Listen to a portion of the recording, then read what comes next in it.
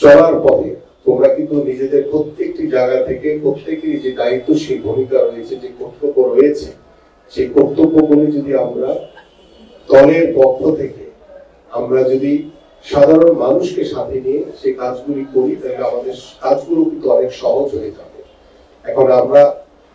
পদ নিয়ে যদি বসে থাকি, কোনো কাজ করলাম না, সেই পদের কোনো ভ্যালু না। বা তোমার পদ নাই বা পদ ছাড়াই তুমি যদি অনেক কিছু করতে পারো সমাজের জন্য, দেশের জন্য, সেখানে কিন্তু অনেক বেশি কন্ট্রিবিউশন হবে এবং সেই কাজে কিন্তু তোমাকে পরবর্তীতে নতুন রাস্তা তৈরি করে দিবে। সেই রাস্তা দিয়ে কিন্তু তুমি, বিশ্বাস করি আমি, যে তোমাদের সামনে প্রত্যেকের নিজ নিজ ভবিষ্যৎ যে রয়েছে, সেই ভবিষ্যৎটা তোমার পরিবার, তুমি নিজে এবং তোমার যে বন্ধু বান্ধব রয়েছে, তোমার ভাই রয়েছে, তাদেরকে সাথে নিয়ে সেই পথটা আরো স্মুথ হবে, সহজ হয়ে যাবে। সেই বিষয়গুলি মাথায় রেখে আমাদের কাজ করতে হবে। এবং সব কথার শেষ কথা হচ্ছে যে আমরা ঐক্যবদ্ধ থাকতে হবে। আমাদের ভিতরে হয়তো মতের অমিল থাকতে পারে, দলের স্বার্থে, দেশের স্বার্থে আমরা সকলেই ঐক্যবদ্ধ ভাবে বিএনপির ভারপ্রাপ্ত চেয়ারম্যান জনাব তারেক রহমানের যে নির্দেশনা রয়েছে, যে কর্ম পরিকল্পনা রয়েছে, বাংলাদেশের যে রাষ্ট্র কাঠামো মেরামতের জন্য 31 দফা দেওয়া হয়েছে, সেই রূপরেখা বাস্তবায়নের মাধ্যমে আমরা বাংলাদেশে পরিপূর্ণভাবে গণতন্ত্র প্রতিষ্ঠিত করব, পরিপূর্ণভাবে আমরা স্বৈরাচার মুক্ত করব, পরিপূর্ণভাবে আমরা বাক স্বাধীনতা প্রতিষ্ঠিত করব, পরিপূর্ণভাবে আমরা মানবাধিকার প্রতিষ্ঠিত করব এবং পরিপূর্ণভাবে আমরা একটি সুন্দর সমাজ, একটি সুন্দর বাংলাদেশ এবং একটি পরিপূর্ণ মানবিক বাংলাদেশ গড়ে তুলব। এই মানসিকতা নিয়ে আজকে তোমরা যারা এখানে বসে আছো, আজকে ইফতার করবা, ইফতারের পরবর্তীতে যে আমাদের যে এখান থেকে চলে যাওয়ার পরে আমার মনে হয় যে আমি যে বিষয়গুলি তোমাদেরকে বললাম, সেই বিষয়গুলি তোমরা চিন্তা করে নিজেদের কর্ম পরিকল্পনা, যে কিভাবে আমি আমার জায়গা থেকে আমার দলের জন্য, আমার দেশের জন্য কিভাবে আমি ভালো কিছু করতে পারি,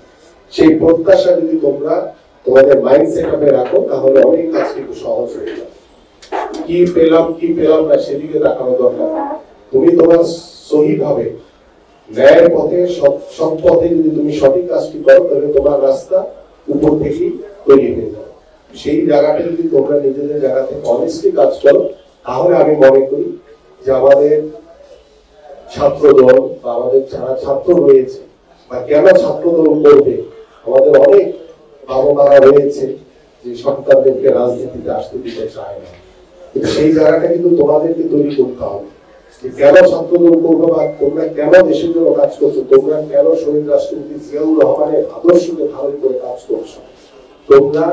কেন দেশনেত্রী বেগম খালেদা জিয়ার আদর্শকে ধারণ করে কাজ করছো, তোমরা কেন বিএনপির ভারপ্রাপ্ত চেয়ারম্যান জনাব তারেক রহমানের যে নির্দেশনা, তার যে আদর্শ রয়েছে, বাংলাদেশকে একটি সুন্দর ভবিষ্যৎ, একটি সমৃদ্ধশালী বাংলাদেশ গড়ার লক্ষ্য নিয়ে, একটি মানবিক বাংলাদেশ গড়ার লক্ষ্য নিয়ে তিনি যে কর্ম পরিকল্পনা করছেন, এটা কেন দরকার, সেই বিশ্লেষণ গুলি তোমরা যদি তোমাদের আশেপাশে যারা পরিবার রয়েছে, তোমাদের বন্ধু বান্ধব রয়েছে, তাদেরকে যদি বোঝাতে পারো, তাহলে তারা চিন্তা করবে ভবিষ্যতে দেশের জন্য আমি কাজ করবো এবং কেন শহীদ রাষ্ট্রপতি জিয়াউর রহমানের আদর্শকে ধারণ করে আমি কাজ করবো, সেই বিষয়টা যখন তুমি সবার কাছে পৌঁছে দিতে পারো, তখন কিন্তু তারা তোমাদের সাথে সহযোদ্ধা হিসেবে সেই ছাত্র দল করার জন্য তারা ইচ্ছা প্রকাশ করবে এবং তার পরিবারে তখন বুঝবে যে না, শুধু আমার সন্তান পড়াশোনা না, পাশাপাশি যদি রাজনীতি করে দেশের জন্য যদি ভালো কিছু উপহার দিতে পারে, সেটাই হবে আমাদের সার্থকতা। এই প্রত্যাশাটুকু তোমাদের কাছে রাখলাম এবং তোমাদের সকলকে আন্তরিকভাবে ধন্যবাদ জ্ঞাপন করে আমার আরো কয়েকটি প্রোগ্রাম রয়েছে, চলার পথে আমাকে সেই ইফতার বা আফিলগুলিতে যোগদান করতে হবে। তোমাদের সকলের জন্য আমার শুভকামনা রইল। ইনশাআল্লাহ রাজপথে আছি, রাজপথে তোমাদের সকলের সাথে দেখা হয়েছে। ইনশাআল্লাহ ভবিষ্যতেও আমরা একটি সুন্দর বাংলাদেশ গড়ার জন্য যদি আবারও রাজপথে নামতে হয়, সেভাবে আমরা ঐক্যবদ্ধভাবে ইনশাআল্লাহ নামবো এবং আশা করি যে আমরা একটি সুন্দর বাংলাদেশ গড়ার জন্য আমাদের মাননীয় ভারপ্রাপ্ত চেয়ারম্যান মহোদয় যেটি বলেছেন, একটি মানবিক বাংলাদেশ আমরা করতে চাই, যে বাংলাদেশে কোনো বিশৃঙ্খলা থাকবে না, কোনো হানাহানি থাকবে না, কোনো রক্তপাত থাকবে না। আমরা সেই বাংলাদেশ গড়তে চাই, সেই বাংলাদেশ গড়ার, সেই মানবিক বাংলাদেশ গড়ার প্রত্যয় ব্যক্ত করে আমি আমার বক্তব্য শেষ করছি। সবাইকে ধন্যবাদ। বাংলাদেশ জিন্দাবাদ।